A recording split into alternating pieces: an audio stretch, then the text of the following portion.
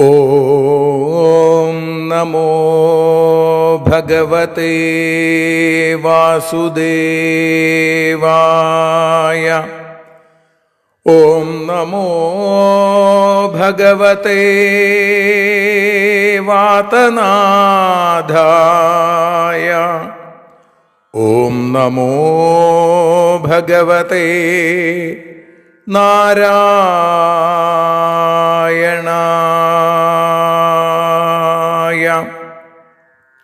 ഏവർക്കും നാരായണീയ മധുരം ആസ്വദിക്കാൻ ഒരിക്കൽ കൂടി സ്വാഗതം. മൂകം കരോതി വാചാലം പങ്കും ലംഘയത്തെ ഗിരിം യൽകൃപാതമഹം വന്ദേ പരമാനന്ദമാധവം. അഖിലാനപരാധാന്മേ ക്ഷമസ്വ കരുണാനിധേ പ്രസീദ മൽഗുരോ നാഥ ജനകായ നമോ നമഃ. അഖിലാനപരാധാന്മേ ക്ഷമസ്വ കരുണാംബുധേ പ്രസീദ മൽപ്രിയേ നാഥേ മാതൃരൂപേ നമോസ്തുതേ. സദാശിവസമാരംഭാം ശങ്കരാചാര്യമധ്യമാം അസ്മദാചാര്യപര്യന്താം വന്ദേ ഗുരുപരമ്പരാം. നാരായണീയത്തെ പറഞ്ഞിടുമ്പോൾ നാരായണാഖ്യനെ നമിച്ചിടുന്നു. നാരായണൻ വായുപുരത്തിലീശൻ നാവിൽ നിറഞ്ഞെന്നെ തുണച്ചിടേണേ. മോക്ഷക്കടൽ ഭാഗവതം പ്രസിദ്ധം മെല്ലെ കടഞ്ഞു നവനീതമഹോ ലഭിച്ചു. മന്നിൽ നരന്നു ഹരിഭക്തി ലഭിക്കുവാനായി മേൽപുത്തുരേക്ക് സദയം ശുഭ സ്തോത്രകാവ്യം.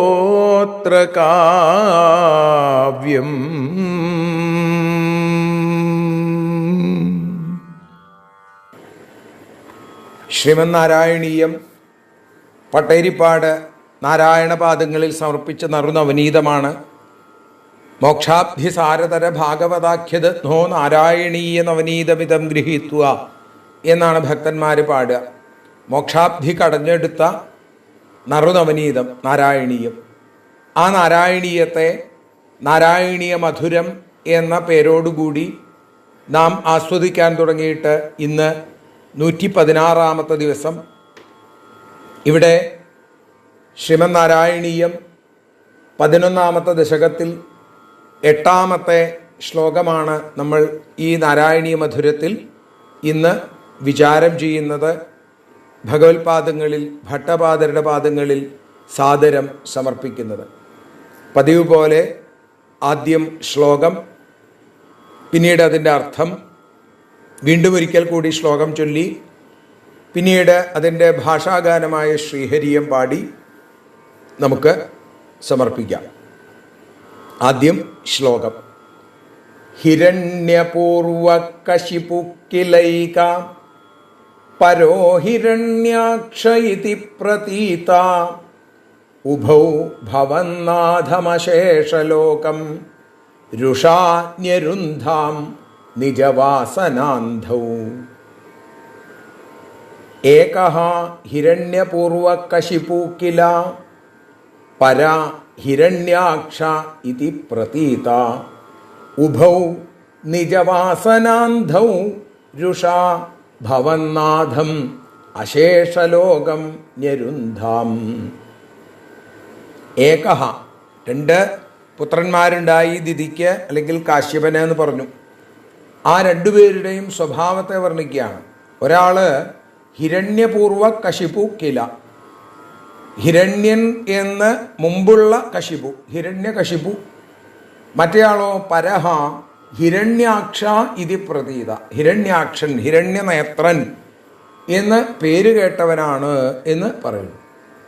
ഉഭൗ നിജവാസനാന്ധൗ, രണ്ടുപേരും തങ്ങളുടെ ആ ജന്മന നൈസർഗികീയമായിട്ടുള്ള വാസന കൊണ്ട്, ജന്മാന്തര വാസന കൊണ്ട് നിജവാസന അന്ധൗ, അന്ധന്മാരായി, കണ്ണു കാണാത്തവരായി അല്ലെങ്കിൽ മോഹിതരായിട്ട് രുഷാ ഭവന്നാഥം അശേഷലോകം ഞരുന്ധാം, അരിശം കൊണ്ട്, ദേഷ്യം കൊണ്ട് ഭഗവാൻ നാഥനായിട്ടുള്ള ലോകം മുഴുവൻ തടഞ്ഞു നിർത്തി ഞരുന്ധാം, അതിനെ മുഴുവൻ ദ്രോഹിച്ചു എന്നാണ്.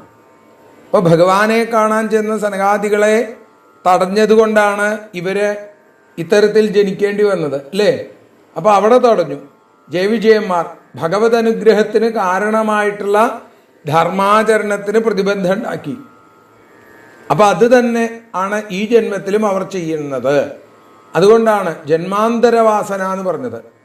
അപ്പം ലോകത്തിൽ ധർമ്മത്തിന് വാട്ടം തട്ടിയാൽ, അധർമ്മം വർദ്ധിച്ചാൽ, യഥാ യഥാഹി ധർമ്മസ്യ ഗ്ലാനിർഭവതി അഭ്യുത്ഥാനമധർമ്മസ്യ, അപ്പോൾ ആ അധർമ്മത്തെ ഇല്ലാതെയാക്കാൻ, ധർമ്മത്തെ ഉയർത്തിക്കൊണ്ടുവരാൻ ഭഗവാൻ അവതരിച്ച് ലോകത്തെ രക്ഷിക്കും. അപ്പം ലോകത്തിൻ്റെ നാഥനായിട്ട് ഭഗവാനുണ്ട്. അത് വകവയ്ക്കാതെയാണ് ഹിരണ്യകശിപുവും ഹിരണ്യാക്ഷനും ലോകദ്രോഹം ചെയ്യാൻ തുടങ്ങിയത്. മറ്റൊരു തരത്തിൽ പറഞ്ഞാൽ, തങ്ങളുടെ ഈ ജന്മം അവസാനിപ്പിക്കാൻ ഏറ്റവും നല്ലത് ഭഗവാൻ വേഗം വരിക എന്നുള്ളതാണ്. അപ്പം ധർമ്മത്തെ ദ്രോഹിച്ചു കഴിഞ്ഞാൽ ഭഗവാൻ തീർച്ചയായിട്ടും വരും. അതുകൊണ്ടാണോ അവര് ധർമ്മത്തെ ദ്രോഹിക്കാൻ തുടങ്ങിയത് എന്നും സജ്ജനങ്ങൾ പറയുന്നു. അങ്ങനെയുള്ള ആ 8ാമത്തെ ശ്ലോകം നമുക്കൊരിക്കൽ കൂടി ചൊല്ലാം. അതിനുശേഷം അതിൻ്റെ ഭാഷാഗാനത്തിലേക്ക് കടക്കാം. ഹിരണ്യപൂർവകശിപുക്കിലൈക പരോ ഹിരണ്യാക്ഷയിതി പ്രതീത ഉഭൗ ഭവന്നാഥമശേഷലോകം രുഷാ ഞരുന്ധാം നിജവാസനാന്ധൗ. നാരായണ നാരായണ നാരായണ നാരായണ നാരായണ നാരായണ രാധാ ഗോവിന്ദ. ഹിരണ്യകശിപുവെന്നും ഹിരണ്യാക്ഷനെന്നുമുള്ള ഇരുവരും സാധുജന ദ്രോഹം നടത്തി. ജന്മാന്തരവാസനയാൽ അന്ധരായി തീർന്ന അവർ ജഗത്തിനെ ധർമ്മത്തിൽ നിന്നകറ്റി നിർത്തി.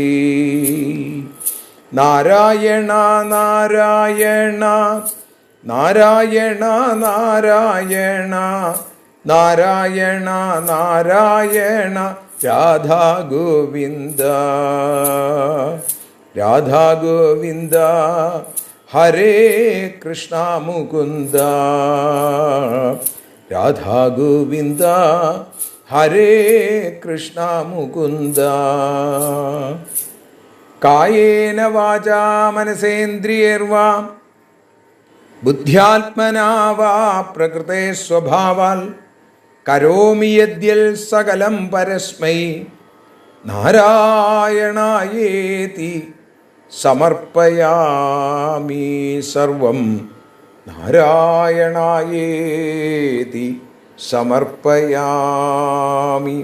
സർവത്ര നാരായണ നാമ സങ്കീർത്തനം. നാരായണ നാരായണ നാരായണ.